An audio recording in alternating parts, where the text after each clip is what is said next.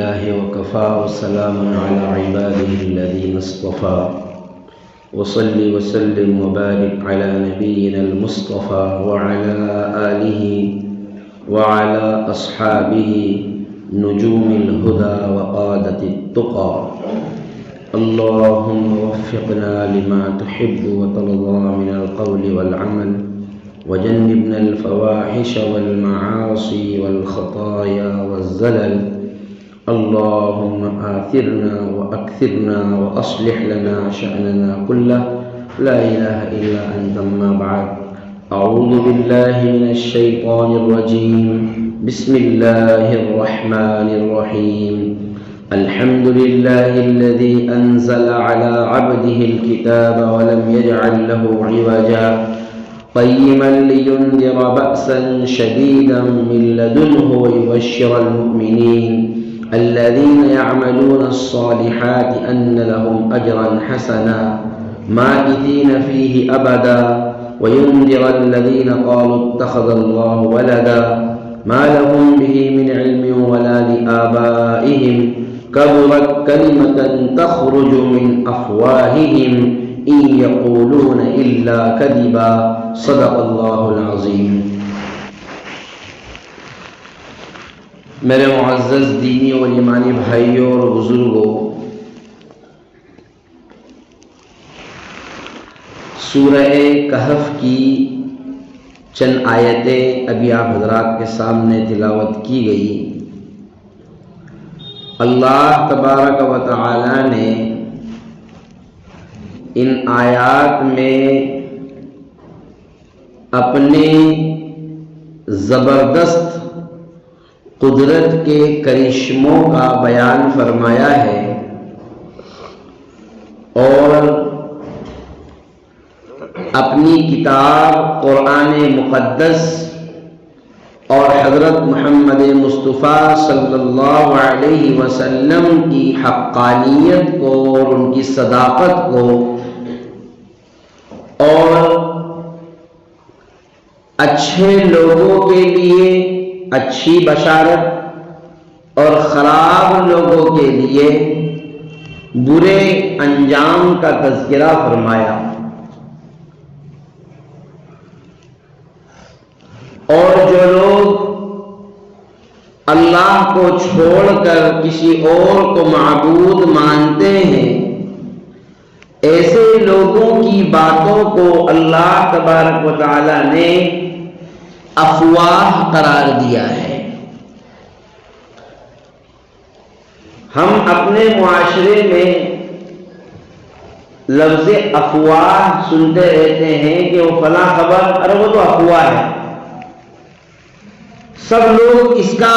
ترجمہ جانتے ہیں، عام آدمی بھی جانتا ہے، مولانا بھی جانتے ہیں کہ افواہ کے معنی ہے جھوٹی خبر، جبکہ یہ لفظ عربی ہے۔ افواہ کہتے ہیں اس خبر کو جو صرف زبان پر ہو، عربی میں فم کہتے ہیں منہ کو، اور افواہ اس کی جمع ہے، یعنی ایسی خبر جو خالی لوگوں کی زبان پر ہے، اندر نہیں ہے، حقیقت سے اس کا کوئی تعلق نہیں ہے، اس کو افواہ بولتے ہیں۔ اسی کو اللہ نے فرمایا کبورت کلمتن تخرج من افواہہم، بہت گندی اور بہت خراب بات ہے جو ان کے منہ سے نکل رہی ہے۔ ان یقولون الا کذبا، اور وہ بالکل پکے جھوٹ بول رہے ہیں۔ کیا جھوٹ بول رہے ہیں؟ اتخذ اللہ ولدا، کہ اللہ کی بھی کوئی اولاد ہے۔ اللہ تبارک و تعالی نے سب سے پہلے تو حضرت محمد مصطفیٰ صلی اللہ علیہ وسلم کا تذکرہ فرمایا کہ تمام تعریفیں اللہ کے لیے ہے جس نے اپنے بندے محمد رسول اللہ صلی اللہ علیہ وسلم پر کتاب یعنی قرآن مقدس کو نازل فرمایا، جو ایسی صاف ستھری بلا ریب بلا شک بلا تردد، جس میں نہ جھوٹ کی آمیزش ہے، نہ جس میں افواہ کی آمیزش ہے، جس میں نہ کسی قسم کا شک ظاہر کیا جا سکتا ہے، جس کی ایک حرف ایک حرکت کو نہ جھٹلایا جا سکتا ہے۔ اور کیوں نازل کی؟ لِيُنذِرَ بَأْسًا شَدِيدًا مِّن لَّدُنْهُ، اپنی جانب سے مشرکین کے لیے سخت سزاؤں کا بیان کیا اور اہل ایمان والوں کے لیے خوشخبری سنائی۔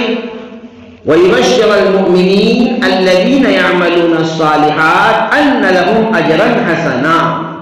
ان کے لیے اللہ کی طرف سے بہترین بدلہ ہے۔ معلوم یہ ہوا کہ دنیا میں دو طرح کے لوگ اللہ تبارک و تعالیٰ نے بنائے ہیں۔ کچھ وہ ہیں جو برے اعمال کی وجہ سے جہنم کا شکار بنیں گے، کچھ وہ ہیں جو اچھے اعمال کی وجہ سے جنت کے مستحق بنیں گے۔ اور اللہ تبارک و تعالیٰ نے ان آیات کی تاثیر یہ رکھی ہے کہ دنیا میں کتنے ہی بڑے فتنے ظاہر ہو جائیں، دنیا فتنوں کی کتنی ہی اونچائی پر پہنچ جائے، ان آیات کی تاثیر یہ ہے کہ ان کی تلاوت کرنے والا سارے فتنوں سے محفوظ رہے گا۔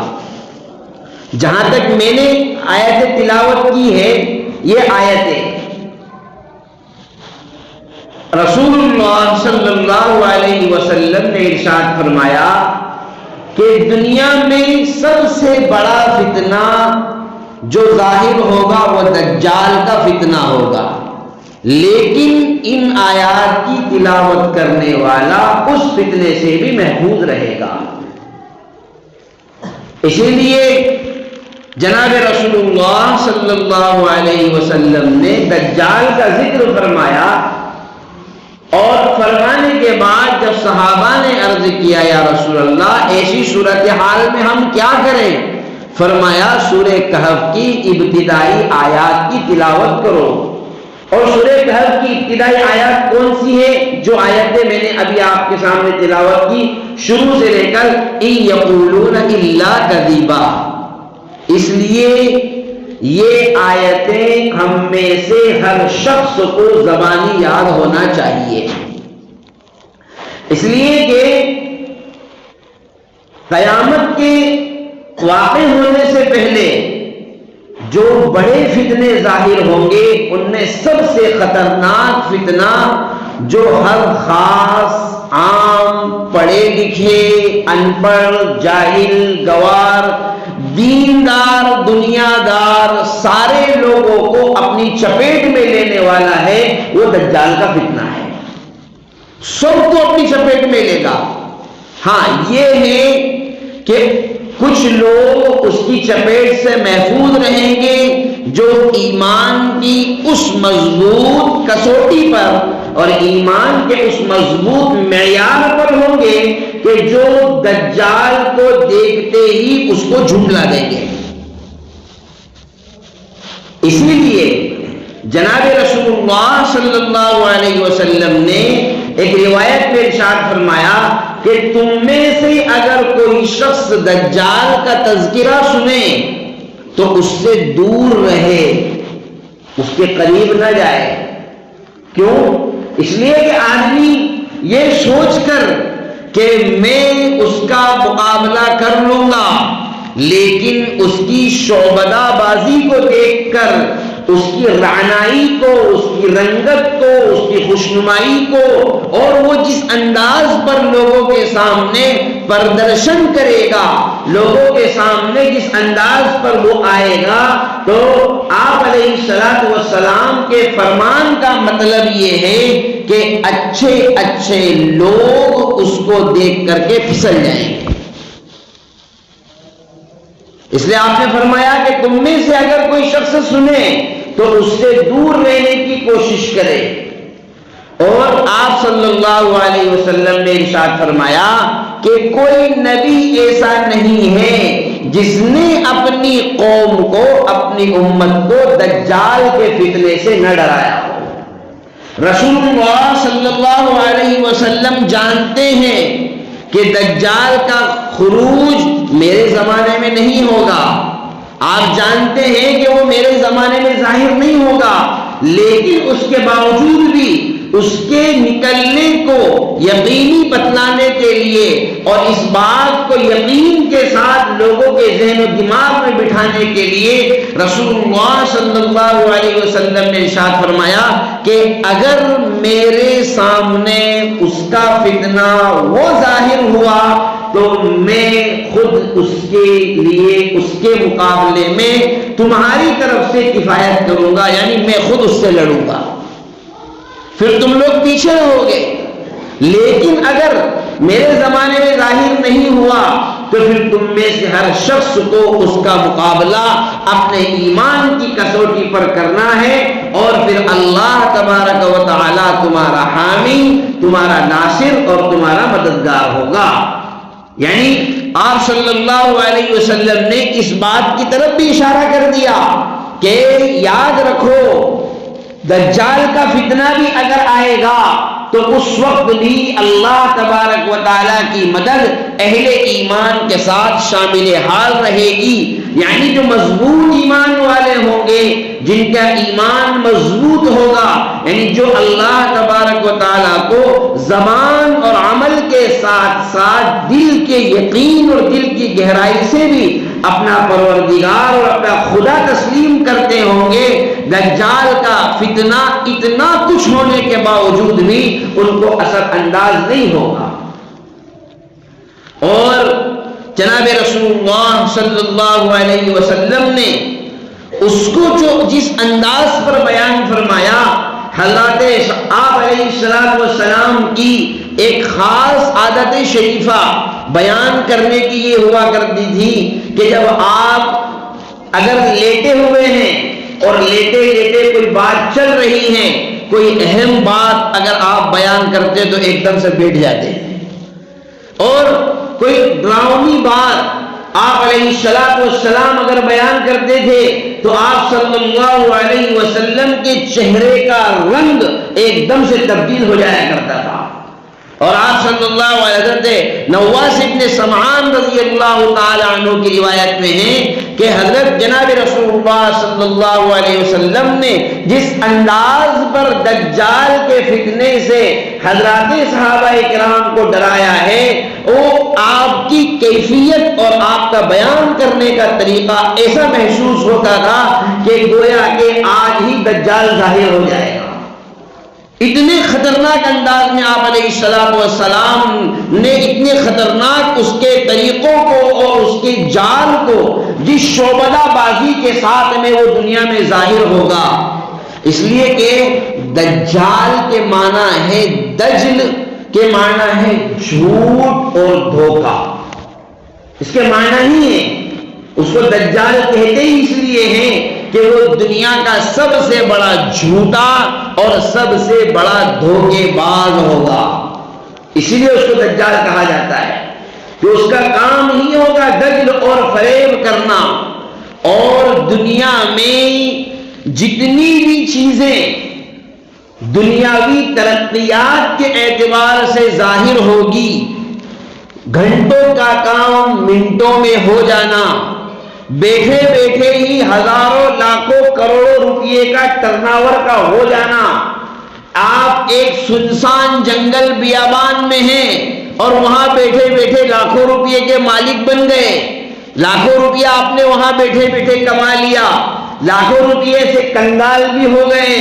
وہاں بیٹھے بیٹھے آپ ہزاروں آپ نے جو مطلب آج کل جیسا کہ دنیا میں چل رہا ہے، یہ کہیں نہ کہیں اللہ تبارک و تعالیٰ کی قدرت کو سمجھانے کے لیے اور اس بات کو ہمارے ذہنوں میں اجاگر کرنے کے لیے کافی ہے کہ دیکھو اللہ تبارک و تعالیٰ کی قدرت کا اور دجال کے مکر و فریب کا اس سے اندازہ کیا جا سکتا ہے کہ دنیا میں اس وقت دھوکہ کتنا عام ہو گیا ہے، اور اس کی زندہ مثال ہمارے پاس میں دجال کی جتنی بھی اولادیں آج تک پیدا ہوئی ہیں ان میں سب سے خطرناک ڈیلیوری اگر دجال نے کوئی کی ہے تو وہ موبائل ہے،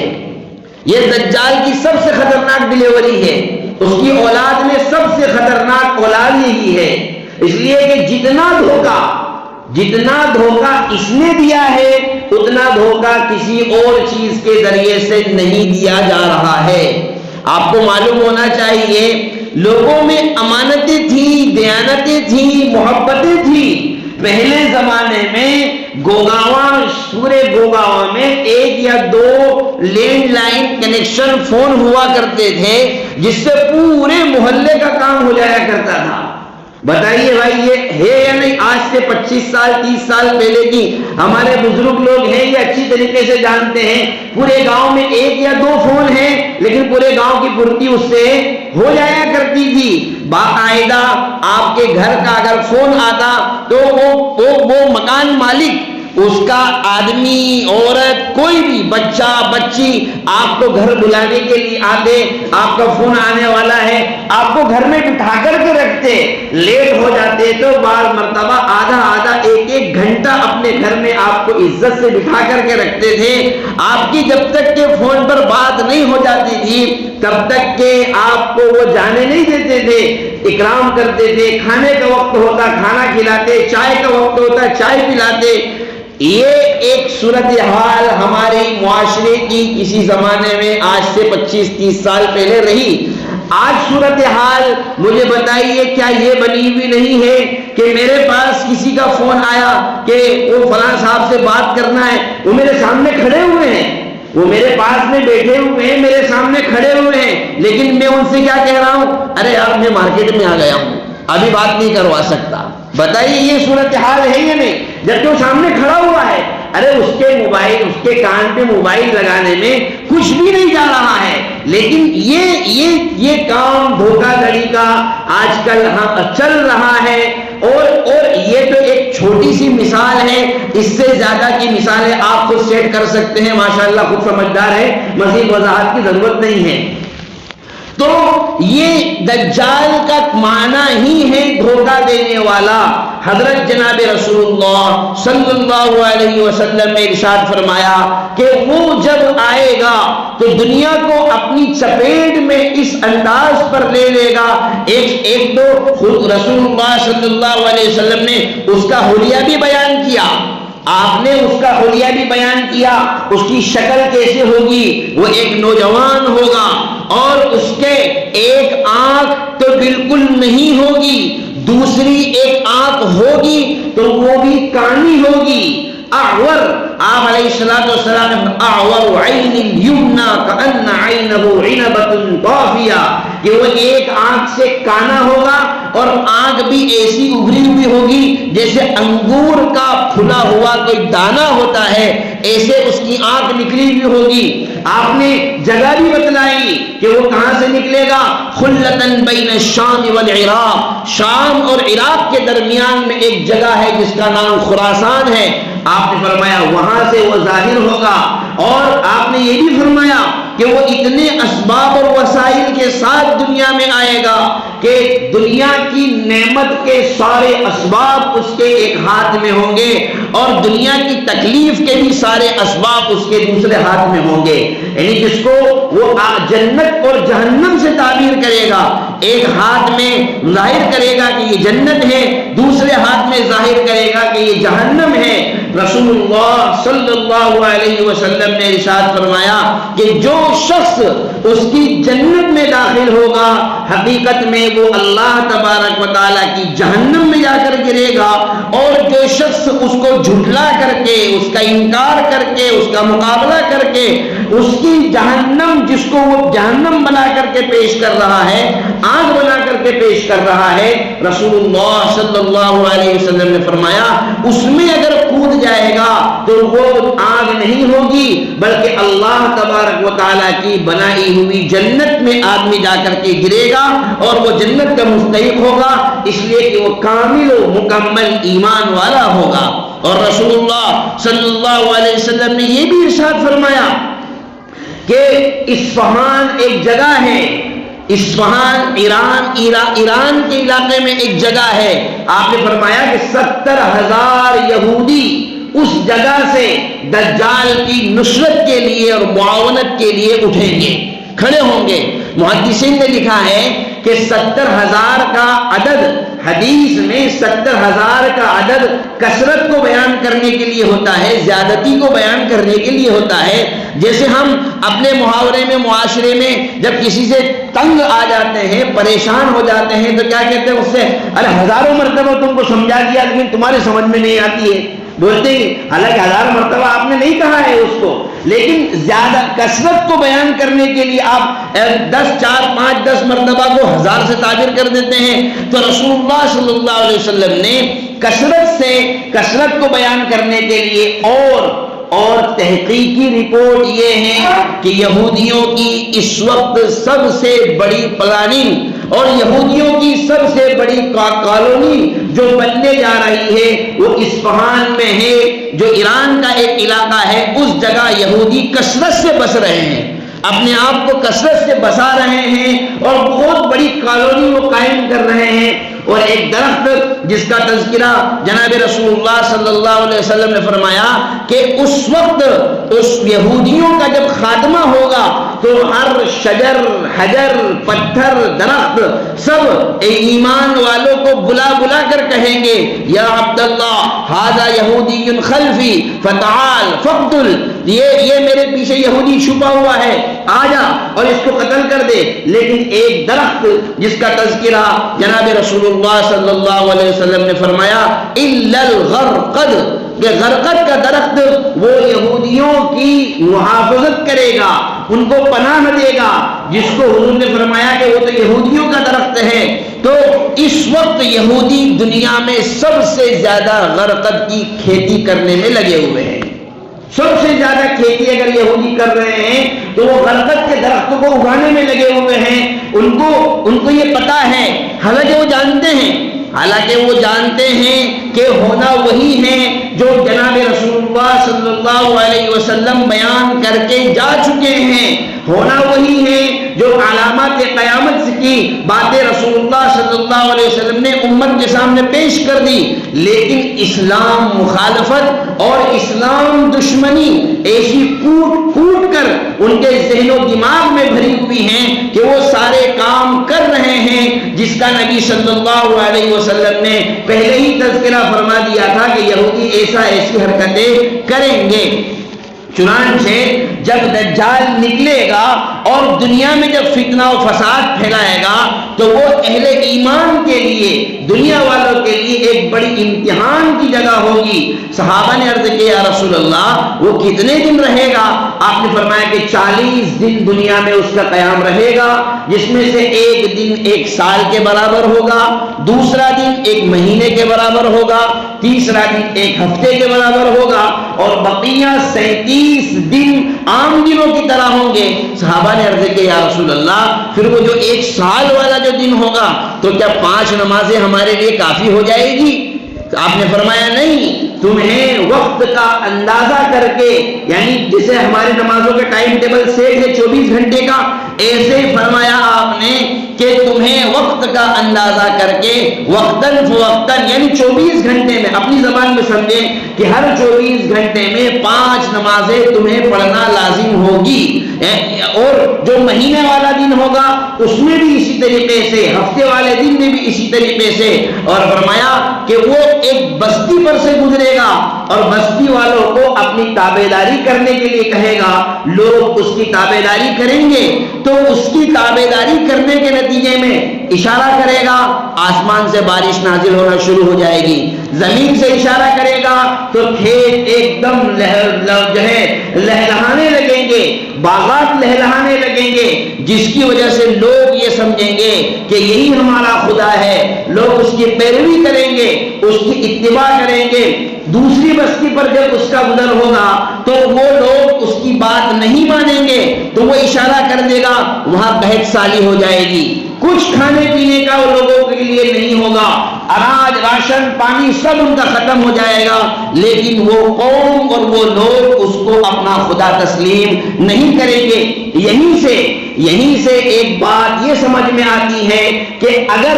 ایمانداری کے ساتھ، دینداری کے ساتھ، اللہ اور اس کے رسول کی ذات پر یقین کے ساتھ آدمی فاقے کی زندگی گزار لے، مجبوری کی زندگی گزار لے، جھوپڑے کی زندگی گزار لے، پھٹے پرانے کپڑوں والی زندگی گزار لے، روکھی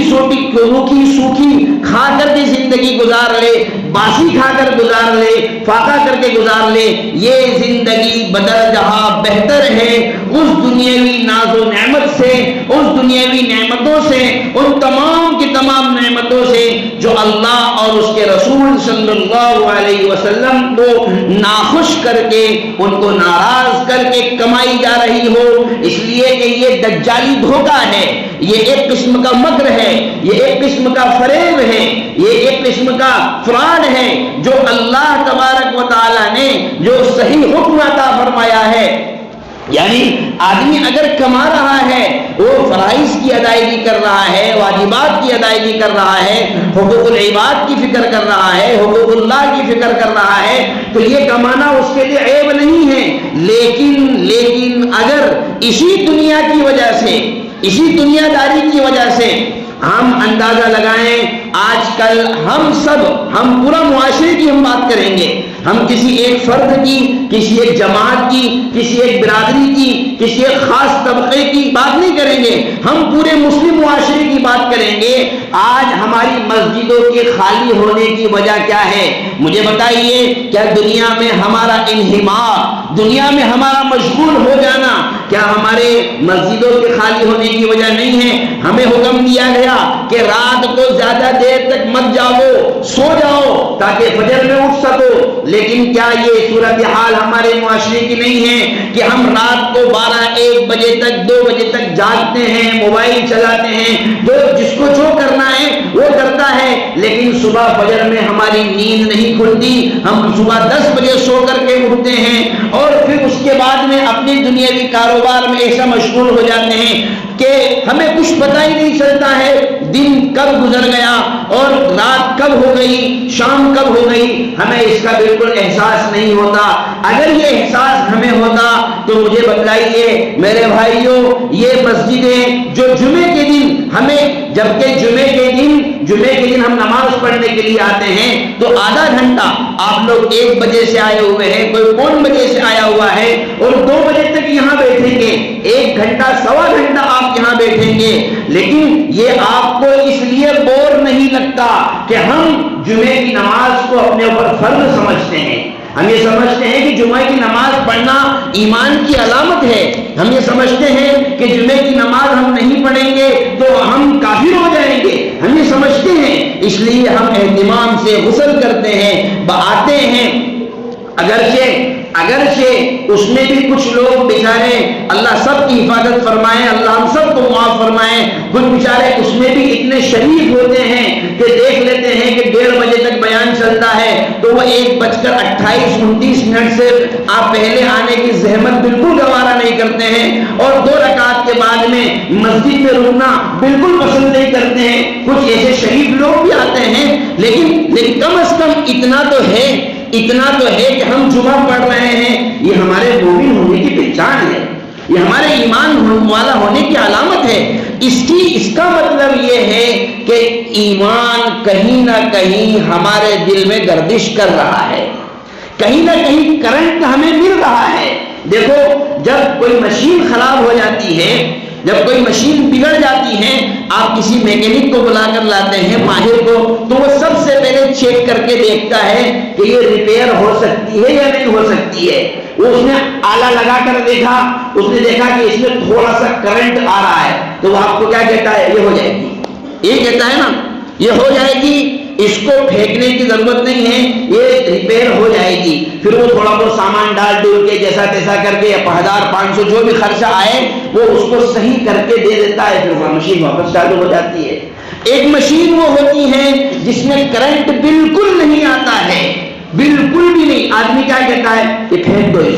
اس کو بھنڈار میں ڈال دو، یہ کوئی کام کی نہیں ہے۔ یہ نہیں ہوگی. بھائی ایسا ہی ہے نا. تو اگر ہم جمعے کے دن بھی مسجد میں آ رہے ہیں تو اللہ کی قسم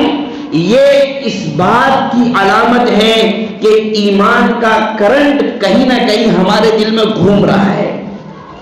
اس کا مطلب یہ ہے ہمارے دل ریپیئرنگ ہو سکتے ہیں, ان کی اصلاح ہو سکتی ہے, ابھی پورے ختم نہیں ہوئے ہیں.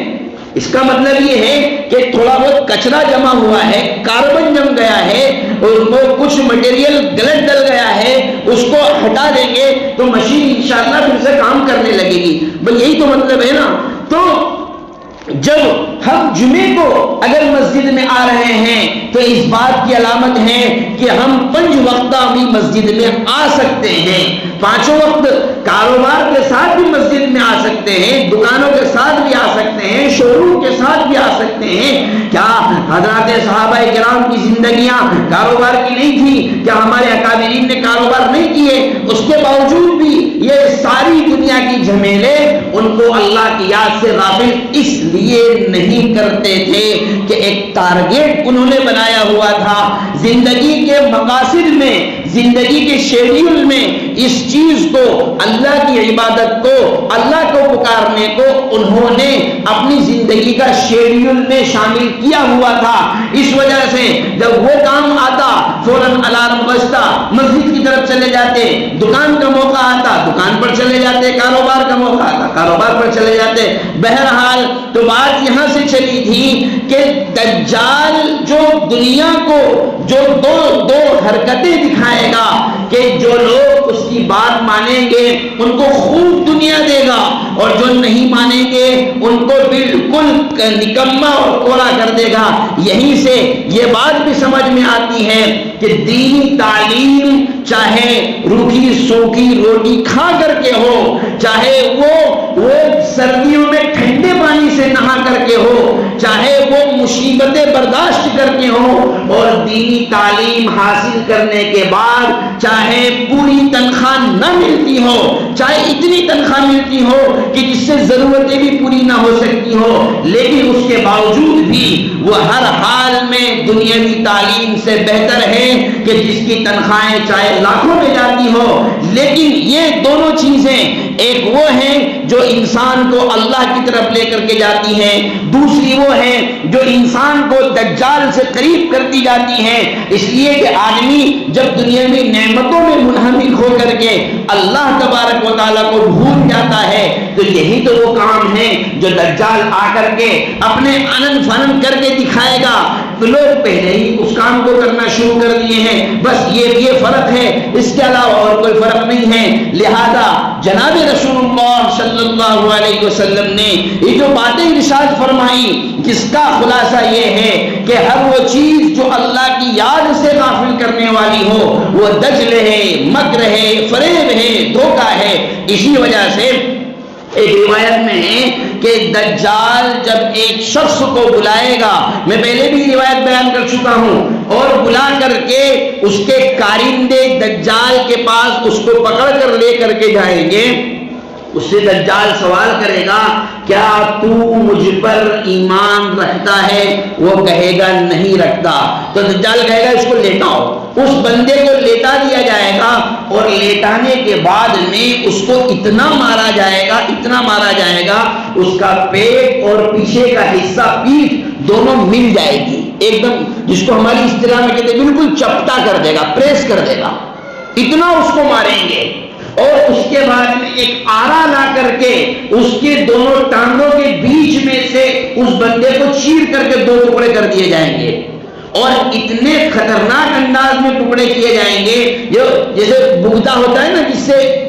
گوٹی کاٹتے ہیں, اب زور سے مارو تو 2 ٹکڑے ہوں گے, ایک ادھر گرے گا ایک ادھر گرے گا. بھائی ایسا ہی ہوتا ہے نا, آپ چھری چلائیں گے تو دور نہیں جائے گا, لیکن تیز ماریں گے تو 2 ٹکڑے الگ الگ جا کر کے گریں گے. ایسے ہی اس بندے کے 2 ٹکڑے ہو کر کے الگ الگ جا کر کے گریں گے. پھر دجال حکم دے گا ان دونوں ٹکڑوں کو, پھر حکم دے گا کہ تم دونوں مل جاؤ. وہ مل جائیں گے, وہ بندہ پھر واپس آ کر کے کھڑا ہو جائے گا اور پھر کہے گا کہ اب تو یقین کرتا ہے کہ میں ہی خدا ہوں. تو وہ کہے گا مزدت فینا الا بصیرتن, تو نے ہمارے اندر اپنے متعلق مزید اور زیادہ بصیرت کو بڑھا دیا، یعنی اب تو اور زیادہ پکا یقین دلا دیا کہ تو ہی وہ دجال ہے جس کی جناب رسول اللہ صلی اللہ علیہ وسلم نے ہمیں خبر دی تھی۔ یعنی پہلے کچھ علامات تو تھی، لیکن یہ جو کام تو نے کیا ہے اس سے ہمیں اور پختہ یقین ہو گیا کہ تو ہی وہ دھوکے باز، وہ فریبی اور وہ فراڈ ہے جو اس امت کو دھوکہ دینے کے لیے آیا ہے۔ اس کی اس بات کا اس پر اتنا خطرناک اثر ہوگا کہ وہ بندہ سب لوگوں کے سامنے کہے گا کہ لوگوں سن لو، وہ دجال کے سامنے تقریر کریں گے، وہ جو حضرت جن کو کاٹ دیا گیا تھا اور پھر چھوڑ دیا گیا، وہ لوگوں کے سامنے تقریر کریں گے، اور اس تقریر کے پروگرام میں دجال بھی شامل ہوگا۔ اس کے سامنے تقریر کریں گے کہ لوگوں سنو، یہ فراڈ ہے، مکار ہے، دھوکے باز ہے، فریبی ہے، چال باز ہے، شعبدہ باز ہے، جادوگر ہے، اس سے تم سب کو بچنا ہے، اور یہ جو کہے گا اس کا الٹا تم کو کرنا ہے۔ ان کی تقریر کا اتنا خطرناک اثر ہوگا کہ وہیں سے دجال کے ہاتھ پاؤں کھل جائیں گے، وہ غصہ ہوگا، آگ بگولا ہوگا، لیکن وہ بندہ کیا کہے گا؟ وہ بندہ دجال کی طرف دیکھ کر کے کہے گا، لوگوں کی طرف دیکھ کر کے کہے گا کہ لوگوں سن لو، یہ مجھے مارنا چاہے گا لیکن نہیں مار سکتا، اس کے ہاتھ پیر کھل چکے ہیں، یہ مجھ پر حملہ کرنا چاہے گا لیکن نہیں کر سکتا، ارے میں تو کیا، وہ کہے گا کہ آج کے بعد یہ کسی بھی ایمان والے کے اوپر حملہ نہیں کر سکتا، اس کے ہاتھ پیروں میں طاقت ہی نہیں بچی ہے، اس کے ہاتھ پیر کھل چکے ہیں، یہ ہوپلس ہو چکا ہے۔ چنانچہ آتا ہے روایت میں نبی صلی اللہ علیہ وسلم نے فرمایا اس کو پکڑنا چاہے گا اور اس کو پھر سے ذبح کرنا چاہے گا، لیکن اللہ تبارک و تعالی اس کے گلے میں، اس کے سامنے ایک ایسی جاکٹ اس کو پہنا دیں گے، یعنی ایسی پیتل اور تانبے کی پلیٹ لا کر کے کھڑی کر دیں گے کہ دجال چاہ کر بھی اب اس کے اوپر قابو نہیں حاصل کر پائے گا۔ چنانچہ پھر اس کو اٹھا کر کے جو دجال کی جہنم تھی اس میں پھینک دیا جائے گا۔ جناب رسول اللہ صلی اللہ علیہ وسلم نے فرمایا وہ بندہ روئے زمین کا اس وقت کا سب سے بڑا شہید ہوگا، وہ سب سے بڑا شہید ہوگا، اس لیے کہ اس نے جو اپنی ایمان مضبوط ایمان کا جو جوہر دکھایا، اور اس نے ذرا سی بھی اس بات کی پرواہ نہ کی کہ میرے ٹکڑے کر دیے جائیں، مجھے ذبح کر دیا جائے، اس کے پرواہ کیے بغیر اللہ اور اس کے رسول کی بات کی تصدیق اور یقین اس کے دل میں ایسا بیٹھ چکا تھا کہ مجھے دجال کوئی نقصان نہیں پہنچا سکتا۔ لہذا میرے بھائیوں، حالات اور زمانہ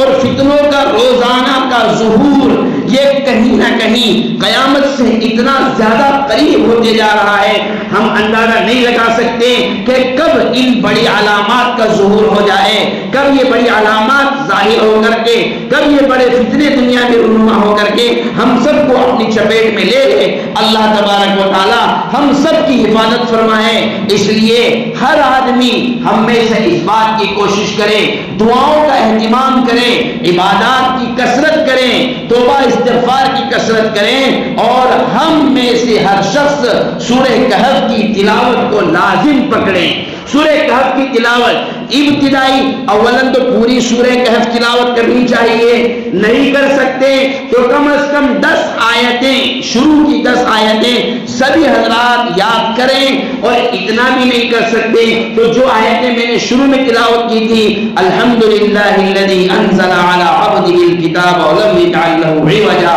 قیما لینذر بأسا شدیدا من لدنہ ویبشر المؤمنین الذین یعملون الصالحات ان لهم اجرا حسنا ماکثین فیہ ابدا وانذر الذین قالوا اتخذ اللہ ولدا ما لهم به من علم ولا لآبائهم کبرت کلمة تخرج من افواہہم ان یقولون الا کذبا۔ یہ اتنی 3-4 آیتیں ہیں، بھئی سبھی حضرات انشاءاللہ اس کو یاد کریں گے، انشاءاللہ یاد کریں گے، زبانی یاد کریں گے، ہر جمعہ انشاءاللہ پڑھنے کا اہتمام کریں گے، ہر جمعہ 5 وقتہ نمازوں کا اہتمام کریں گے، اور جمعے کے دن کثرت سے درود شریف پڑھیں گے انشاءاللہ. اور جمعے کے دن کو ہم اگر مسجد میں آدھا گھنٹہ پہلے آتے ہیں, ہم انشاءاللہ 1 گھنٹہ پہلے آئیں گے. موقع رہا صلاۃ التسبیح کا اہتمام کریں گے, سورہ کہف کی تلاوت کا اہتمام کریں گے, درود شریف کی کثرت کا اہتمام کریں گے. تو امید ہے اللہ تبارک و تعالیٰ کی ذات سے قوی امید ہے کہ ہمارے یہ بگڑے ہوئے دل انشاءاللہ بہت جلد چند دنوں میں یہ ریپیئر ہو کر کے پھر واپس اپنی پٹری پر آ جائیں گے اور اللہ کے مقرب بندوں میں انشاءاللہ ہمارا شمار ہوگا. اللہ ہم سب کو کہنے سننے سے زیادہ عمل کی توفیق عطا فرمائے. تمام فتنوں سے اللہ ہم سب کی حفاظت فرمائے. ایمان پر ثابت قدمی نصیب فرمائے. اللہ تبارک و تعالی کہنے سننے سے زیادہ عمل کی توفیق عطا فرمائے.